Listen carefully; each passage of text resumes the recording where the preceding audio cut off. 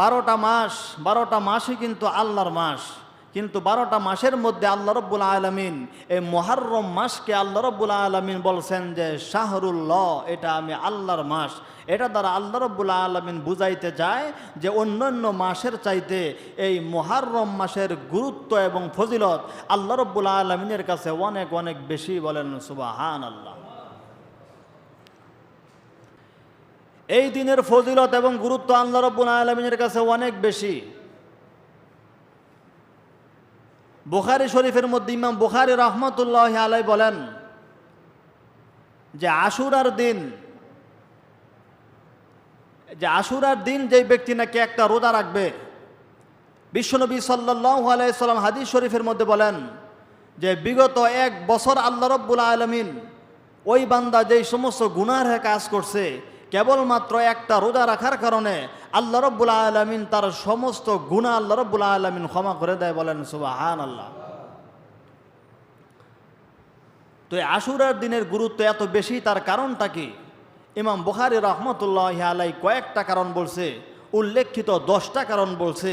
10টা কারণের মধ্যে 1 নম্বর কারণ হলো আল্লাহ রব্বুল আলামিন, আমরা সকলে জানি, বনি ইসরাইলের জলিলুল কদর পয়গম্বর হযরতে মুসা আলাইহিস সালাতু ওয়াস সালামকে ফেরাউনের কবল থেকে আল্লাহ রব্বুল আলামিন যেই দিন আল্লাহ রব্বুল আলামিন মুসা আলাইহিস সালাতু ওয়াস সালামকে রক্ষা করছিলেন, ওই দিন ছিল ইয়াউমুল আশুর, মানে আশুরার দিন, মুহররমের 10 তারিখ।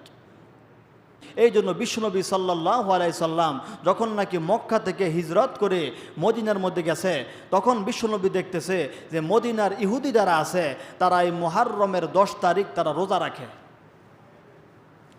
আল্লাহ রব্বুল আলামিন ওই ইহুদিদেরকে ডাক দিয়া বলে, তোমরা মুহররম মাসের 10 তারিখের মধ্যে রোজা রাখো, তার কারণটা কি?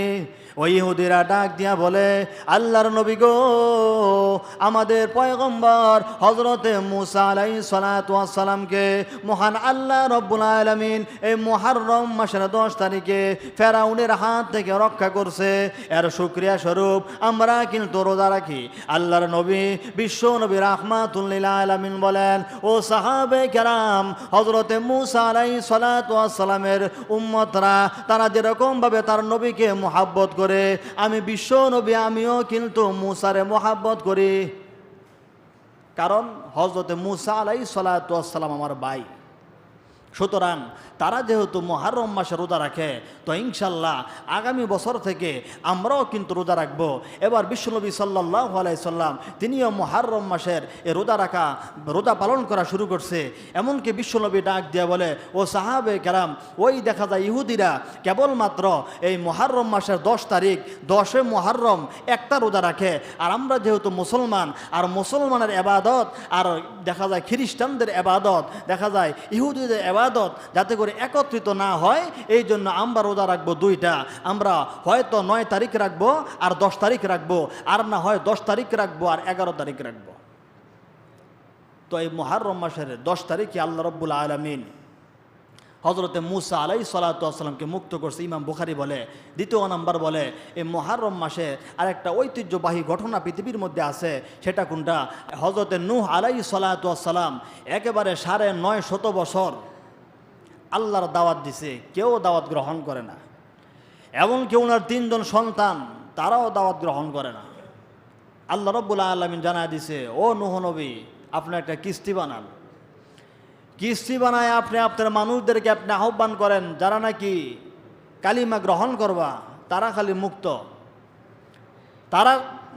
যারা কালিমা গ্রহণ করবা তাদেরকে আল্লাহ রব্বুল আলামিন এই বিশাল বড় প্লাবন থেকে আল্লাহ রব্বুল আলামিন হেফাজত করবে। আর যারা নাকি কালিমা গ্রহণ করবে না তারা কিন্তু ধ্বংস হয়ে যাবে। নূহ আলাইহিস সালাতু ওয়াস সালাম কিস্তির মধ্যে বৈশা সন্তানকে ডাকে, ও সন্তান আয় কালিমা গ্রহণ কর। সে কয় যে না, কালিমা গ্রহণ করব না, আল্লাহ রব্বুল আলামিন প্লাবন দিবে, ফানি দিবে। তখন সে বলে, ফানি দিলে লাভ হবে না, আমি তো উচ্চতা অনেক লম্বা। মুহাদ্দিসিনে কেরাম বলেন তার উচ্চতা ছিল 120 হাত। সে বলে যে লোহিত যে সাগরের মধ্যে আমার কেবলমাত্র হাঁটু পর্যন্ত ফানি বাড়লে সমস্যা নাই, তারপরেও যদি ফানি বাড়ে আমি পাহাড়ের উপরে গিয়ে উঠবো, টিলার মধ্যে গিয়ে উঠবো, তোমার আল্লাহর ফানি আমার পাইতো না। এই কথা বলতে বলতেই আল্লাহ রাব্বুল আলামিন বিশাল বড় একটা ফানিয়ে যখন নাকি ধাক্কা দিছে, ওই ধাক্কার মধ্যে পড়ে ওই নূহ আলাইহিস সালাতু ওয়াস সালামের সন্তানে কেনান কিন্তু এন্তেকাল করছে, শেষ। কিন্তু আরেকটা রেওয়ায়াত পাওয়া যায়, যদিও রেওয়ায়াতটা দুর্বল, তারপরও বলি, একটা বুড়ি বিদ্যা একটা বুড়ি ছিল, সেই বুড়িও ডাক দিয়ে বলে, ও নূহ নবী, ফানি কয় উঠবো আমারে জানাইও। তো লেখক লেখে হজরতে নূহ আলাইহিস সালাতু ওয়াস সালাম যখন নাকি ফানি প্লাবন শুরু হয়েছে, হজরতে নূহ আলাইহিস সালাতু ওয়াস সালাম তারা হুরার কারণে বুড়ির কথার খেয়াল নাই, যদিও রেওয়ায়াতটা দুর্বল, তারপরও বলি খেয়াল নাই। 40 দিন যখন নাকি প্লাবন, 40 দিন পরে আইছে, আয়া দেখে যে বুড়ির বাড়ির ঘরটা এখনো জমিনের মধ্যে বিদ্যমান, বলেন সুবহানাল্লাহ।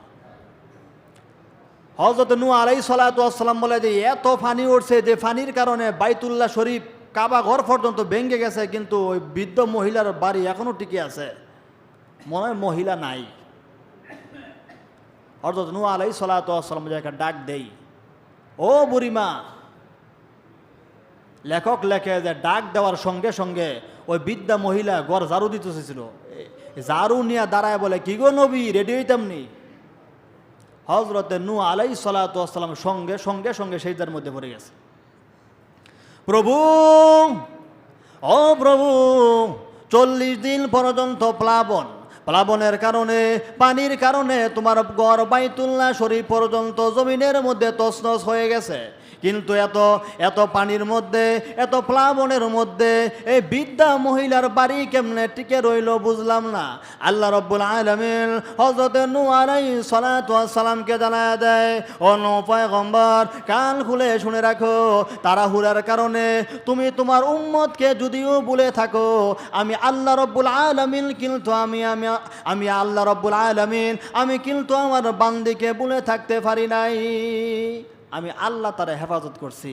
তো আল্লাহ রাব্বুল আলামিন বলেন, হযরতে নূহ আলাইহিস সালাতু ওয়াস সালামের 40 দিন পরে আল্লাহ রাব্বুল আলামিন পানি যখন নাকি সুন্দর হয়েছে, সমতল হয়েছে, এই পানি থেকে আল্লাহ রাব্বুল আলামিন রক্ষা করছে। যেই দিন রক্ষা করছিল ওই দিন ছিল মুহররম মাসের 10 তারিখ। এরকম উল্লেখযোগ্য 10টা উল্লেখযোগ্য কারণ আছে, এই জন্য মুহররম মাসের গুরুত্ব এবং ফজিলত আল্লাহর কাছে অনেক বেশি। আর সর্বশেষ হলো এই মুহররম মাসের 10 তারিখ হযরতে হোসাইন রাদিয়াল্লাহু আনহুকে কারবালার ময়দানে শহীদ করা হয়েছে, এই জন্য মুহররম মাসের গুরুত্ব অনেক বেশি।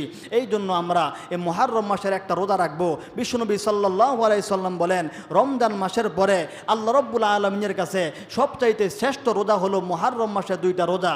এই জন্য এই মুহররম মাসের 2টা রোজা আল্লাহ তাআলা সবাইকে রাখার তৌফিক দান করুক, সকলে বলে আমিন।